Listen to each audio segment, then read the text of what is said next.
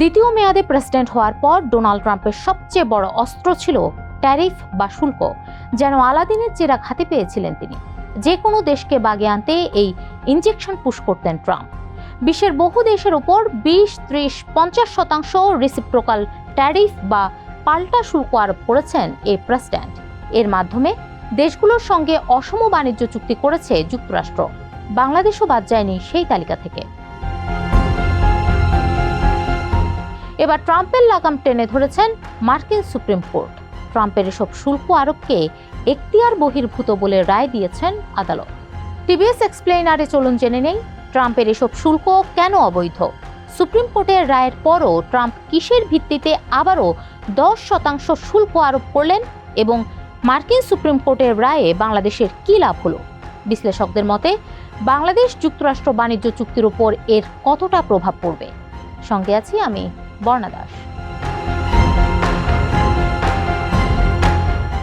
International emergency economic powers act IEEPA এর অধীনে গত বছর বিশ্বের বেশ কয়েকটি দেশের উপর বিভিন্ন হারে শুল্ক আরোপ করেছিলেন ডোনাল্ড ট্রাম্প। সেই দিনটিকে তিনি স্বাধীনতা দিবস বলেও আখ্যা দিয়েছিলেন। তবে মার্কিন সুপ্রিম কোর্টের রায়ে বলা হয়েছে international emergency economic powers act প্রেসিডেন্টকে একতরফাভাবে ব্যাপক শুল্ক আরোপের ক্ষমতা দেয় না। সংবিধান অনুযায়ী এই ধরনের ক্ষমতা কংগ্রেসের হাতে। সুপ্রিম কোর্টের প্রধান বিচারপতি জন রবার্টস রায়ে লিখেছেন, ইন্টারন্যাশনাল ইমার্জেন্সি ইকোনমিক পাওয়ার্স অ্যাক্টে প্রেসিডেন্টকে আমদানি নিয়ন্ত্রণের ক্ষমতা দেওয়া হয়েছে, অবাধ শুল্ক আরোপের ক্ষমতা নয়। ইউনিভার্সিটি অফ ম্যাসাচুসেটস আমারস্টের একজন প্রভাষক ক্রিস ইডেলসন আল জাজিরাকে বলেন, এই রায়ের অর্থ হল ডোনাল্ড ট্রাম্প অবৈধভাবে শুল্ক আরোপ করে আইন ভঙ্গ করছিলেন। তিনি আরও বলেন, ডোনাল্ড ট্রাম্প দাবি করেছিলেন জরুরি আইন তাকে শুল্ক ব্যবহারের অনুমতি দেয়, কিন্তু সুপ্রিম কোর্ট বলেছে আসলে কংগ্রেস এমনটি বলেনি। এদিকে যুক্তরাষ্ট্রের সর্বোচ্চ আদালত এই শুল্ক আরোপকে আইন বহির্ভূত বললেও এর আওতায় এখন পর্যন্ত যে $130 বিলিয়ন যুক্তরাষ্ট্র আদায় করেছে তার কি হবে সে বিষয়ে কিছু বলেনি।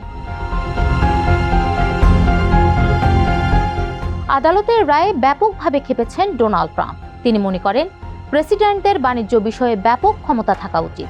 ট্রাম্প বলেন, আমি চাইলে বাণিজ্য ধ্বংস করে দিতে পারি, দেশকেও ধ্বংস করতে পারি, যা খুশি তাই করার এখতিয়ার আছে আমার। সুপ্রিম কোর্টের রায়ের কয়েক ঘন্টা পর হোয়াইট হাউসে আয়োজিত এক সংবাদ সম্মেলনে ট্রাম্প বলেন, আদালতের নির্দিষ্ট কিছু সদস্যের ওপর আমি হতাশ। আমাদের দেশের জন্য সঠিক কাজটি করার সাহস না থাকায় তাদের প্রতি আমি প্রচণ্ড হতাশ। প্রায় 45 মিনিটের সংবাদ সম্মেলনে তিনি দাবি করেন শুল্ক আরোপ অব্যাহত, তিনি বিকল্প পথ খুঁজে বের করবেন।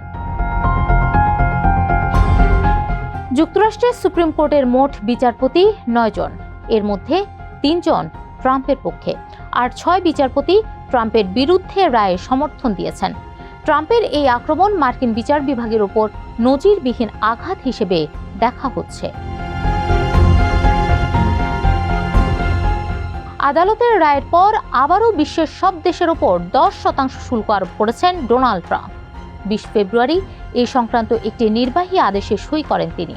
এবার 1974 সালের বাণিজ্য আইনের সেকশন 122 ব্যবহার করে নতুন শুল্ক আরোপ করেছেন। এতে আপাত দৃষ্টিতে বোঝা যাচ্ছে আদালতের রায়ে কিছুটা হলেও পিছু হটেছেন তিনি। বাণিজ্য আইন অনুযায়ী দেশের বাণিজ্য ঘাটতি মোকাবেলায় প্রেসিডেন্ট সাময়িকভাবে 15% পর্যন্ত শুল্ক আরোপ করতে পারবেন। 24 ফেব্রুয়ারি থেকে 150 দিনের জন্য এই শুল্ক কার্যকর হবে।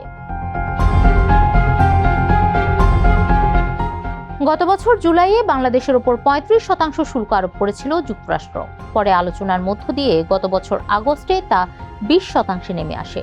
এর ধারাবাহিকতায় চলতি মাসের শুরুতে যুক্তরাষ্ট্রের সঙ্গে বাণিজ্য চুক্তি করেছে বাংলাদেশ। তাতে যুক্তরাষ্ট্র থেকে নানা ধরনের পণ্য আমদানির শর্ত রয়েছে, আর বাংলাদেশের পণ্যের উপর পাল্টা শুল্ক 1% কমে হয় 19%। আগে থেকেই বাংলাদেশি পণ্য রপ্তানিতে দেশটির 15% শুল্ক দিতে হতো। পাল্টা শুল্ক আরোপের পর সব মিলিয়ে এখন শুল্ক দাঁড়িয়েছে 34%। এখন আদালতের রায়ে পাল্টা শুল্ক বাতিল এবং নতুন করে 10% শুল্ক আরোপে বাংলাদেশি পণ্যের উপর মোট শুল্ক পরিবর্তিত হবে। তবে সেটা মোট কত শতাংশ হবে তা এখনো স্পষ্ট নয়। এমন পরিস্থিতিতে বাণিজ্য সচিব মাহবুবুর রহমান টিভিএসকে জানান, যুক্তরাষ্ট্রের সুপ্রিম কোর্ট এই শুল্কগুলোকে অবৈধ ঘোষণা করায় বাংলাদেশ ও যুক্তরাষ্ট্রের মধ্যে স্বাক্ষরিত বাণিজ্য চুক্তিও আইনি ভিত্তি হারাবে। তিনি আরো বলেন, যুক্তরাষ্ট্রের সুপ্রিম কোর্ট মার্কিন ট্যারিফ অবৈধ ঘোষণা করলে বাংলাদেশ যে বাণিজ্য চুক্তি করেছে সেটাও অবৈধ হয়ে যাবে। ফলে যে চুক্তি স্বাক্ষরিত হয়েছে তার আমাদের মেনে চলার বাধ্যবাধকতা থাকবে না।